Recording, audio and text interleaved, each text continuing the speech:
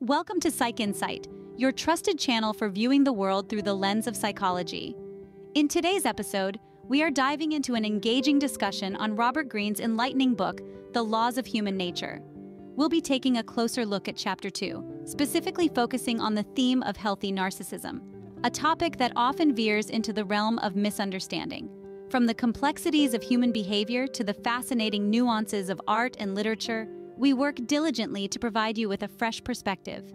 Today, delve deep into the intricate world of narcissism, a concept that's too often misunderstood and yet deeply ingrained in our nature. If our content resonates with you, show your support by hitting the like button, subscribing to our channel, and sharing the video with your network. We value your unique insights and experiences, so we encourage you to share your thoughts or any personal experiences related to healthy narcissism in the comment section below. Let's embark on this enlightening journey together, shall we? Have you ever wondered why some people relentlessly seek attention while others appear self-sufficient and content? The answer lies in the complex world of narcissism, a concept deeply rooted in human nature. Narcissism, in essence, is an insatiable quest for attention, a desire to be recognized, and a longing to be appreciated. But why do we crave attention so much? Because it makes us feel seen, validated, and important. However, the universe has a limited supply of attention to give, leaving us in a constant struggle to capture it. When we find ourselves unable to garner more attention, two choices loom before us. The first option is to try harder, to strive for more attention, but this approach often backfires, repelling attention instead of attracting it. The second, more subtle route involves crafting an image of ourselves that provides us with internal validation. This self-image is a patchwork of our deeds, beliefs, values, and perspectives. However, the pitfall of this self-construction is that it often amplifies our positive attributes while conveniently overlooking the negatives. In our quest for attention, when it's not forthcoming from others, we find it within ourselves. This process of self-love works subliminally. We're often unaware of its happening, and the clearest way to see it is by observing those who lack it. These are the deep narcissists, individuals who are profoundly insecure, perpetually angry, and harboring a thirst for revenge. But let's not be too quick to label. It's crucial to acknowledge that to some extent, we all harbor narcissistic tendencies. There's no shame in admitting that we've created a version of ourselves that we can love. The real transformation, however, begins when we recognize our self-absorption and strive for a healthier form of narcissism, one that is resilient, independent of others' validation, and accepting of our flaws. Such individuals channel their attention outward, towards their work or the people around them, cultivating a sense of empathy. To understand the effects of narcissism, we need to delve deeper into the different types of narcissists that exist. Narcissism is not a one-size-fits-all concept. There are varying degrees of narcissism, and understanding these differences is key. Let's take a deep dive into the world of narcissism, focusing on two main categories: deep narcissists and functional narcissists. Deep narcissists live in a realm of heightened insecurity, simmering anger, and a relentless need for vengeance. They are easily offended, and their conversations tend to revolve solely around themselves. They're like black holes, consuming all attention and giving nothing back. On the other hand, functional narcissists are also self-absorbed, but they possess a sense of self that provides them with a feeling of being loved and valued. This self-image is a carefully constructed collage of their accomplishments, opinions, values, and worldview. It's like a protective shell, shielding them from the harsh realities of their need for external validation. The relationship between deep narcissists and functional narcissists is like the difference between a stormy sea and a calm lake. Both are bodies of water, but their behavior and impact are vastly different. Deep narcissists are like stormy seas, turbulent, unpredictable, and potentially destructive. Functional narcissists, on the other hand, are more like calm lakes. They may be self-focused, but their self-absorption doesn't always lead to destructive behavior. Now, when it comes to attention, both types of narcissists have their unique coping mechanisms. Deep narcissists demand it, they crave it, they'll do anything to get it. They're like a child throwing a tantrum, their actions fueled by the fear of being ignored or overlooked. Functional narcissists, however, create it. They build a self-image that generates its own attention. They don't need to demand it because they've learned to sustain themselves with their self-created value.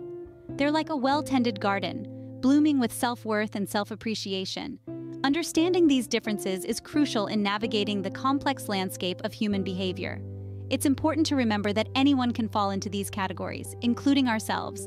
Self-awareness is the first step in understanding and managing our own narcissistic tendencies.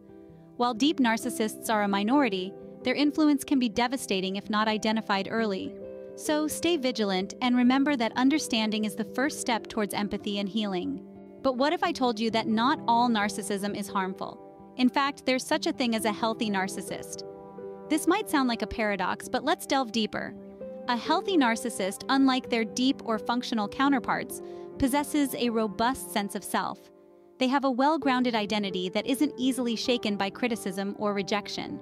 This resilience is their armor, protecting them from the sting of disapproval that can send others spiraling into self-doubt. The need for external validation, which drives many of us, doesn't hold the same sway over a healthy narcissist.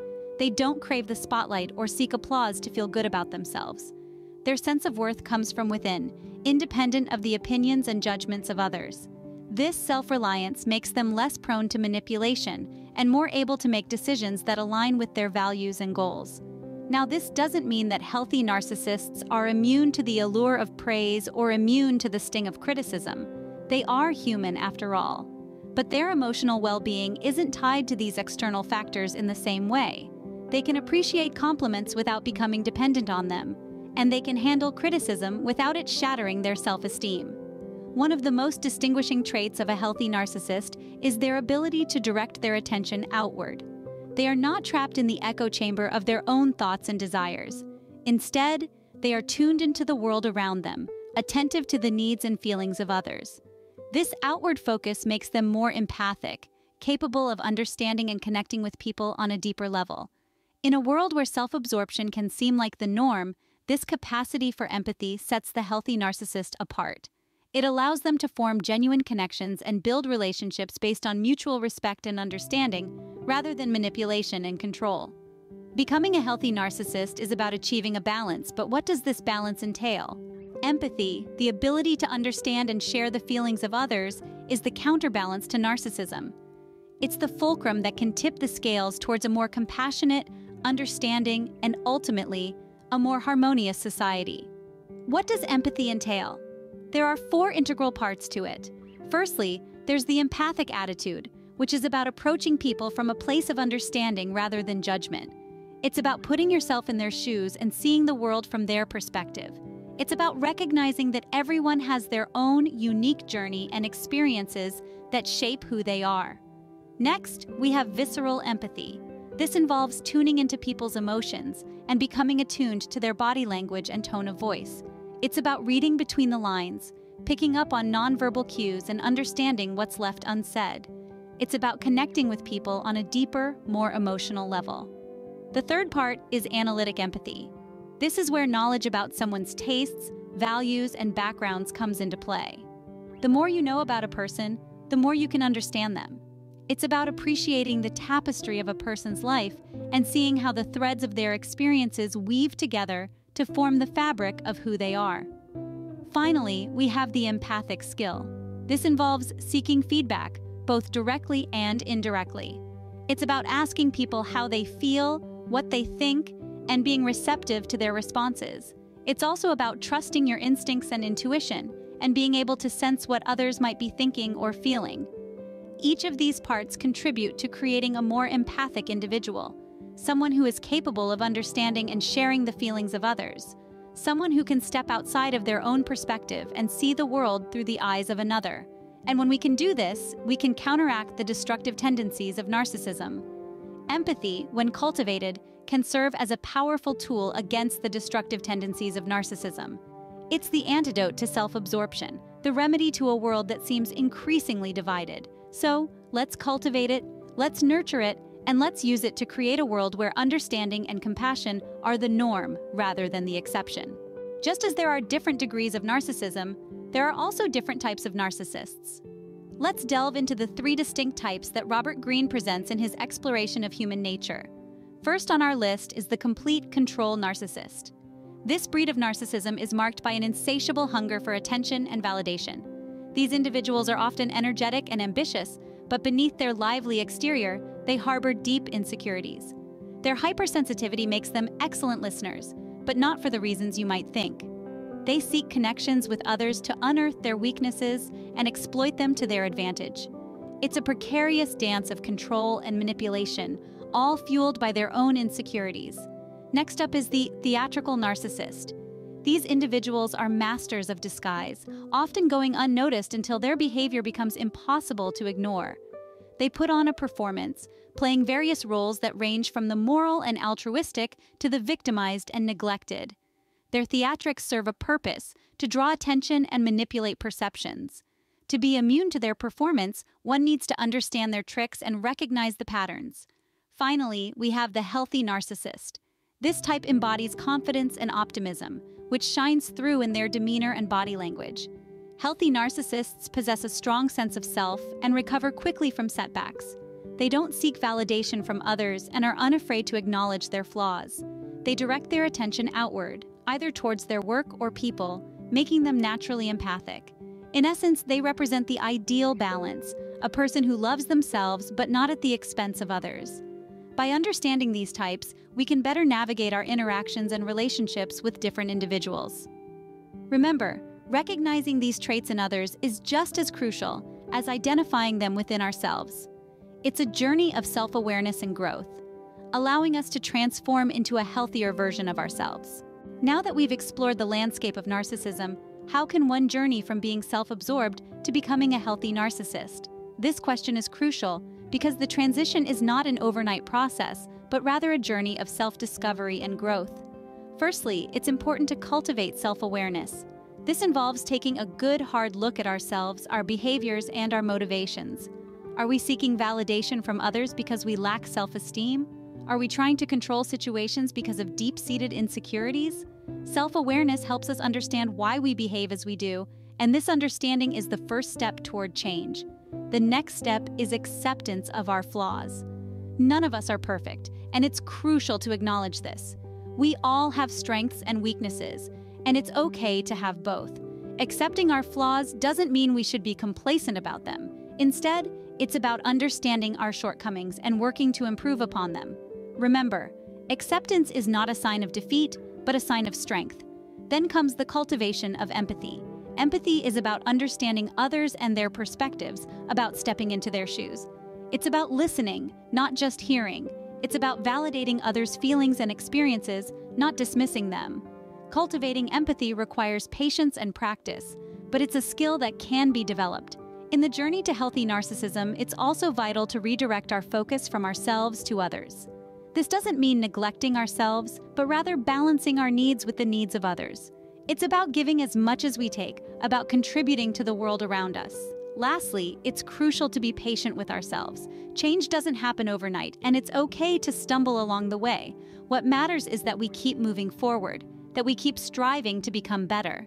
As we embark on this journey, we may find that we become more resilient, more balanced, and more connected to others. We may find that we become, quite simply, healthier versions of ourselves. Remember, the journey to healthy narcissism is a path of growth, understanding, and empathy.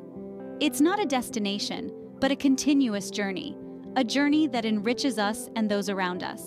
Narcissism and empathy, seemingly opposing forces, are both integral parts of our human nature.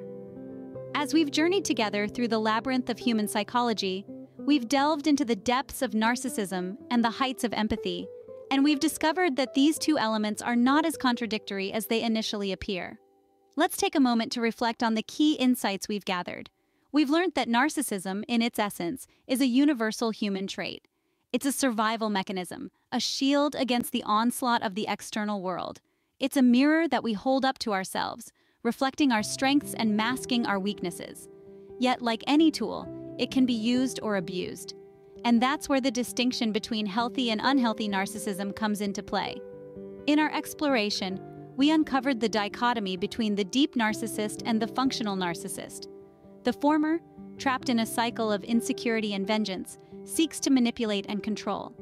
The latter, although self-absorbed, maintains a sense of self-love that fuels their resilience and personal growth. But the true goal, we discovered, is not to banish narcissism, but to temper it, to transform it into a healthy sense of self-love. And this is where empathy comes in. Empathy is not just a balm for the wounds of narcissism, it's also a powerful tool for connection and understanding. It's a bridge that spans the chasm between self and other, allowing us to step into another person's shoes and see the world through their eyes. It's the empathetic attitude, the visceral empathy, the analytic empathy, and the empathic skill that all culminate in a holistic understanding of the people around us. We also explored the various types of narcissists, each with their unique traits and tactics. The complete control narcissist, with their hunger for validation and control. The theatrical narcissist, who masks their insecurities behind a captivating performance. And the healthy narcissist, who embodies confidence and optimism and channels their self-love towards constructive ends. Remember, the journey to healthy narcissism is not a sprint, it's a marathon. It's about acknowledging and accepting your self-absorbed nature, embracing the power of empathy, and continuously striving to direct your attention outward. It's about understanding others, not just to manipulate or control, but to truly connect and engage. In conclusion, the laws of human nature are not set in stone. They are fluid, evolving, and shaped by our actions and attitudes. Narcissism, in its various forms and degrees, is a part of us all, but so too is empathy. It's a delicate balance, a dance between self and other, between love and understanding. But it's a dance we're all capable of mastering. So as we wrap up our exploration, remember this: embrace your humanity, cultivate empathy, and remember, a healthy sense of self-love is not only possible, it's within your reach.